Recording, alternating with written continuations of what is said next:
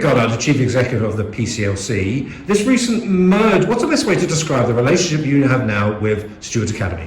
I guess it's one that started many years ago with Higher Education Consortium. We were two of the schools in founding that, and that was pre my time, obviously.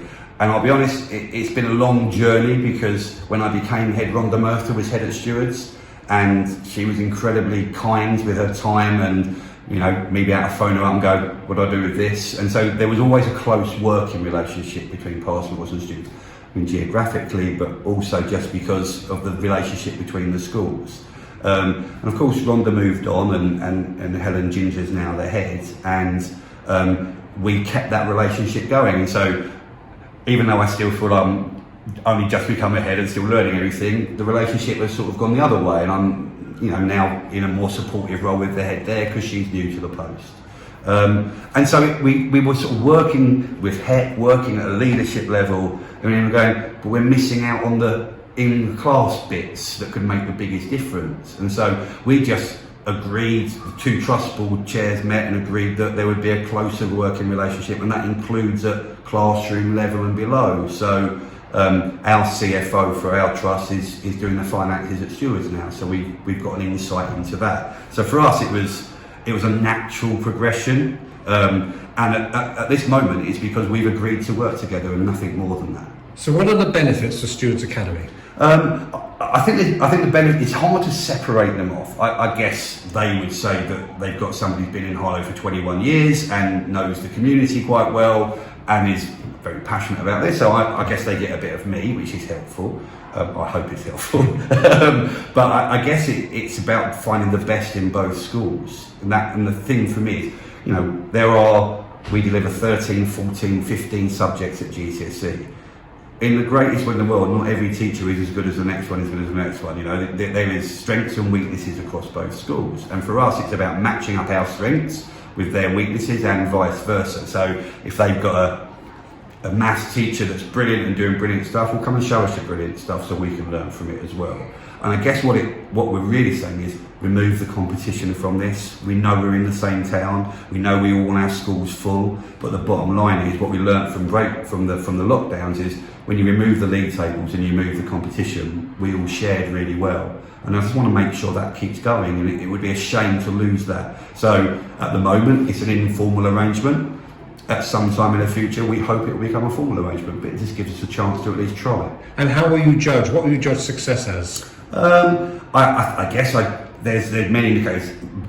The children in the school will tell us if it's a success or not. Do they feel the school's progressing? Do they think we're all progressing? That'll be one big thing. Obviously, we want to improve exam results. Who doesn't? There's no doubt that a good way for anybody to improve their life is to leave school with a good bunch of exams. So that will be it. For staff,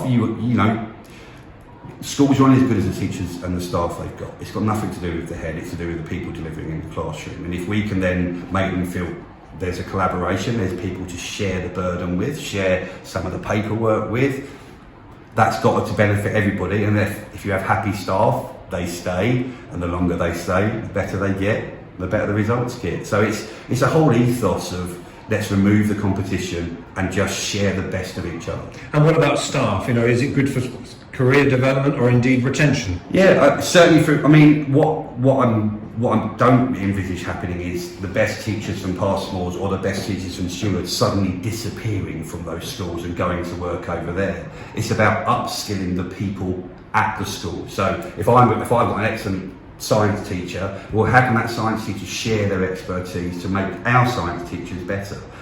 That's going to help that person everybody likes to think they're an expert, everybody likes to think that they're well thought of, so that will help them, their feeling of self-worth. But also, if it becomes a formal arrangement, is there a possibility for a head of science that does science across both schools and oversees it because they're a particular expert? That's something that we would look at in the future. But also at sort of key stage 4, you've got subjects like media studies. Talking to you, that seems like a sensible one.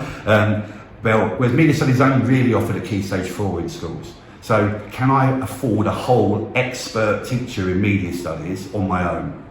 Possibly not, possibly. But can I afford it if I've got 2 lots of Key Stage 4 happening and that teacher teaches in both schools? Yeah, well, I could.